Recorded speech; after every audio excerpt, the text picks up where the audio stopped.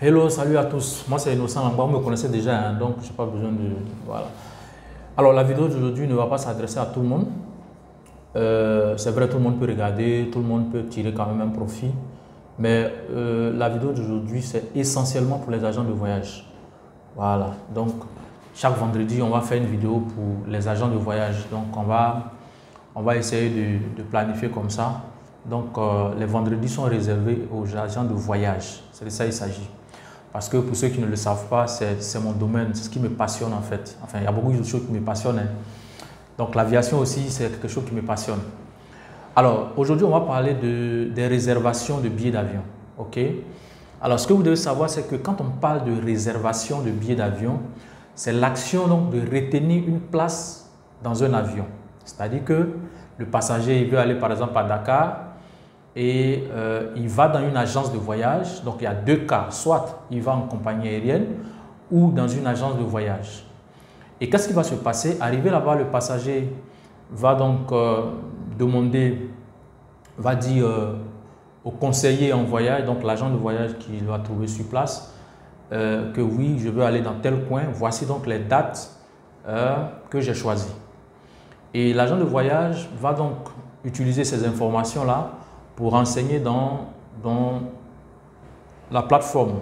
Donc ces plateformes-là qu'on appelle les GDS, hein, Global Distribution System, ce sont des systèmes informatisés de réservation qui permettent donc de faire des billets d'avion, réservation de train, réservation d'hôtel, tout ça. Donc ceux qui sont dans le domaine vont comprendre. Et donc, lorsque le client donne ces informations, notamment son nom, la date de départ, la destination, tout ça, l'agent comptoir ou le conseiller en voyage va procéder, n'est-ce pas, à la réservation de son billet d'avion.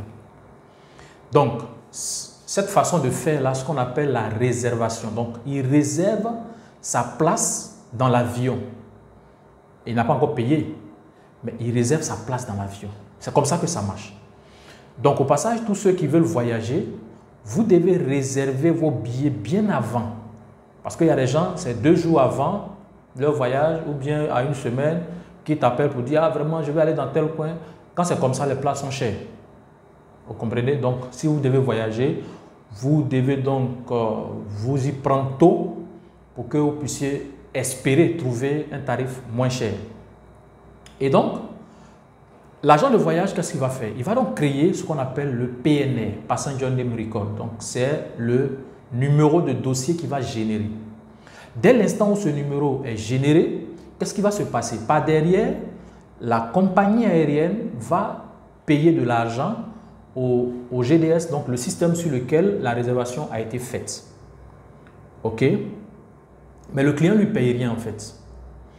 Et donc, toutefois que l'agent de voyage va agir sur le dossier, c'est-à-dire que s'il y a une information qui a manqué, notamment le contact du passager, dès que l'agent met l'information, automatiquement, il est obligé de signer clôturer. Quand il signe clôture, il y a ce qu'on appelle une facturation qui s'attaque à ce dossier. S'il met une autre information dans le dossier, il y a encore facturation. Donc, chaque fois que l'agent de voyage va signer sur le dossier, il y aura plusieurs facturations. Donc, chaque fois que tu mets une information, tu signes, tu clôtures, on facture ce dossier-là. Chaque fois que tu mets une information, tu signes, tu clôtures, on facture encore. Donc, vous allez voir que pour un seul dossier, la compagnie va recevoir plusieurs facturations des GDS, hein, des systèmes de réservation. Je ne vais pas citer leur nom ici pour ne pas faire de publicité. Et donc, la compagnie en réalité va supporter ces charges parce qu'elle espère que le billet en question, la réservation en question va aboutir. Donc, quand on parle d'aboutissement de la réservation, ça veut dire que la réservation sera confirmée, le billet sera émis. Mais, grande fut notre surprise, quand la réservation n'est pas émise, n'est pas allée à son terme, donc le billet n'est pas émis, et donc, le système annule le dossier. Ou du moins, voici ce que les agents font. Ils disent que comme ma réservation s'annule dans 2 jours, ou bien aujourd'hui c'est le 4, ma réservation s'annule le 5, qu'est-ce qu'ils font? Ils font ce qu'on appelle remonter le dossier. Alors, ça, c'est un thème que je n'aime pas. Et ça, c'est ce qui va faire que les compagnies vont vous blacklister, vont vous supprimer. Parce que quand vous remontez les dossiers, ça génère des coûts supplémentaires aux compagnies aériennes. Ça génère des coûts supplémentaires. Remonter le dossier, ça veut dire quoi? Ça veut dire que je sais que mon dossier s'annule à 18 h. À 17 h, qu'est-ce que je fais? J'annule les segments et puis je refais encore un autre dossier. D'accord? Je reprends encore d'autres segments de vol. Donc, quand je fais ça, dans le jargon, je suis en train de remonter le dossier. Ce n'est pas bon du tout. Vous ne devez pas faire ça. OK? Alors, qu'est-ce qui se passe? Si vous devez remonter un dossier, comme vous le dites, vous devez supprimer le dossier, supprimer la réservation en bonne et due forme et aller créer un dossier neuf. D'accord? Autre chose, lorsque le dossier est passé HX par inadvertance, qu'est-ce qui se passe?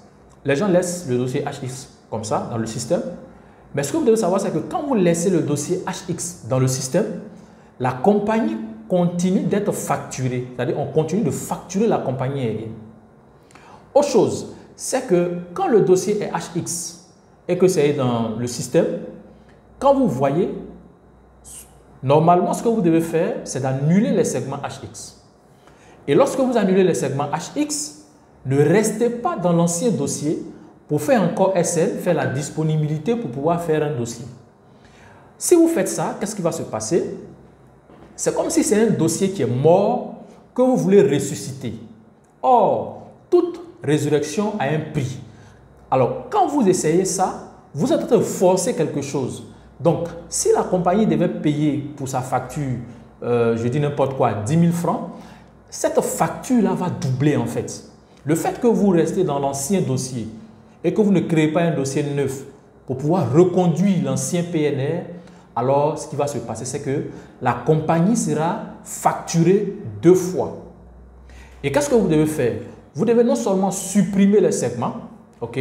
Vous supprimez les segments et vous allez ignorer carrément le dossier et puis vous créez un dossier neuf. Quand c'est comme ça, c'est bon, ça arrange les compagnies aériennes.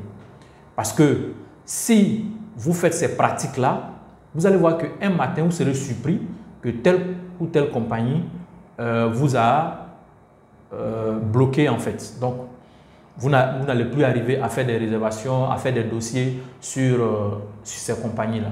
Donc, voici un peu comment vous devez travailler. Vous faites une réservation en bonne et due forme. Si vous vous rendez compte que le client ne va pas voyager, vous supprimez la réservation.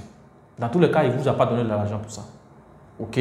Vous supprimez la réservation. Et ce qui est bien, c'est que toute réservation a une durée de vie. On peut te dire que dès que tu finis la réservation, tu as 2 jours pour pouvoir émettre ton billet. Si au terme de 2 jours, tu sais que le client ne va pas venir, il faut supprimer la réservation.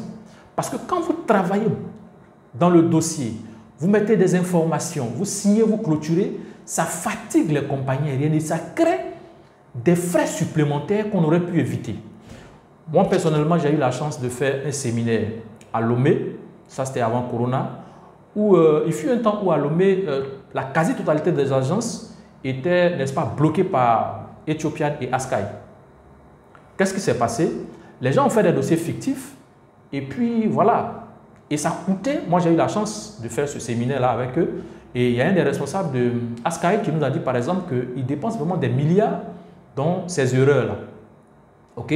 Donc, agent de voyage, ce que vous devez faire maintenant, vous finissez une réservation. Si le client, vous savez que le client ne va pas respecter sa date de réservation, vous supprimez carrément le dossier. Vous supprimez le dossier et puis voilà, soit vous reprenez un dossier neuf. Quand c'est comme ça, c'est intéressant, ça arrange les compagnies. Vous créez un dossier neuf, c'est déjà bon. OK? Donc, les amis, je ne vais pas aller trop loin. Si vous voulez plus de formation, plus d'informations sur comment gérer un agent de voyage, comment faire des dossiers, comment être performant, un agent de voyage complet, alors vous pouvez donc laisser votre commentaire et puis chercher à rentrer en contact avec moi. Voilà, je suis Innocent Langba, je suis formateur des agences de voyage, je suis fermier, je fais beaucoup de choses en fait. Donc, chaque vendredi, on va faire cette petite vidéo-là pour les agents de voyage, pour pouvoir leur permettre de travailler en bonne et due forme, pour pouvoir leur permettre de travailler tranquillement pour le bonheur des compagnies aériennes. Parce que les compagnies se plaignent véritablement de ce que les agents de voyage n'arrivent pas à faire convenablement une réservation.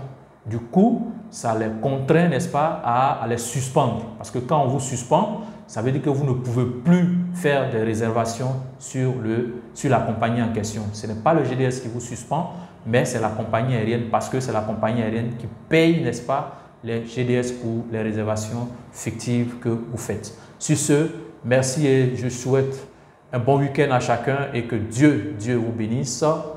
À vendredi prochain pour un autre thème concernant les agences de voyage. Ciao.